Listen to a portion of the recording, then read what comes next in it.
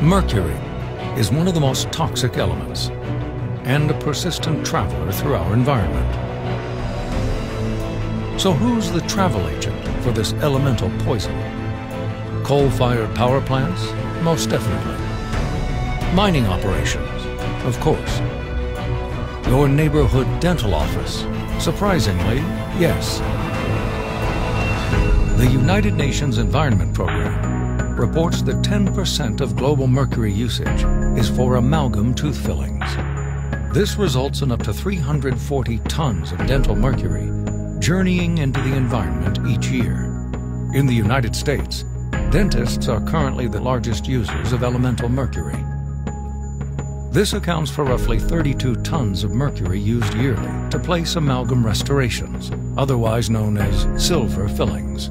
Although the number of amalgams placed has decreased over the last few decades, dentists still use amalgam without precautions, so the threat of mercury exposure continues. Dental mercury travels many pathways on its journey back into the environment. It starts when a dentist receives pre-capsulated dental amalgam. In each capsule, up to 900 milligrams of elemental mercury is separated from the other alloys. To make the final product, the capsule is vigorously shaken in a triturator to thoroughly mix all the elements. Occupational safety concerns arise because this heats the mercury, creating thousands of micrograms of mercury vapor, which are released upon opening the capsule. The used amalgam capsule still contains a small amount of mercury, so the ADA recommends the capsules be stored in an airtight container and collected by a hazardous waste company.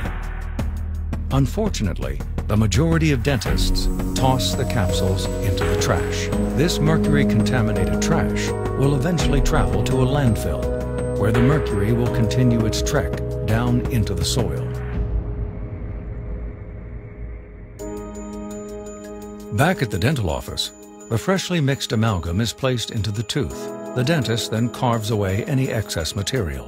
While patients swallow some amalgam waste, most is suctioned out and flows through a filtration system. But this system only captures a small percent of the larger pieces. The vast majority of much smaller pieces escape into the wastewater. A similar scenario plays out when dentists replace amalgam fillings. Many dentists clean out their filtration systems by dumping the captured mercury-tainted sludge down the drain. A study funded by the ADA estimated that amalgam fillings contribute up to 50% of the mercury found in wastewater. This contaminated water then flows to publicly owned water treatment plants. While efforts are made to remove the mercury from wastewater, most of it settles down into the sewage sludge, which is then taken and spread on land as fertilizer or deposited in a landfill. In both scenarios, the mercury constantly off-gasses into the atmosphere and seeps into the ground. A percentage of the sewage sludge is also sent packing to incinerators. With over 200 tons of dental mercury in the mouths of Americans, even exhaling is a contributor of mercury to our atmosphere. Additionally, people with amalgam fillings serve as hosts for mercury's passage back into our environment through the excretion of human waste. Mercury's ride continues even after death. Crematories, which are unregulated and contain no filtering processes, are a growing vehicle for transporting mercury back into the atmosphere.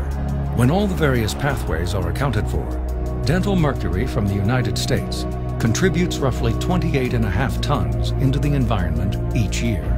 The governments of the world are actively working together to reduce the amount of mercury released globally to protect human health. The first and foremost step to eliminating mercury released from dental amalgam is to discontinue the use of this toxic material. With the threat so great and the solutions so simple, it's time to restrict mercury's passport.